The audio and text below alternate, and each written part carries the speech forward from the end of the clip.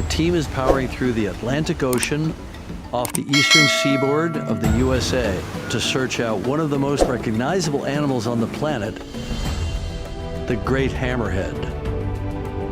That's what we're looking for.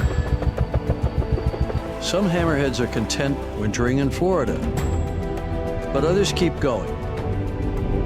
Eventually, pinpointing the tiny island group of Bimini. Following in the wake of the great hammerheads, the ocean explorer sets sail.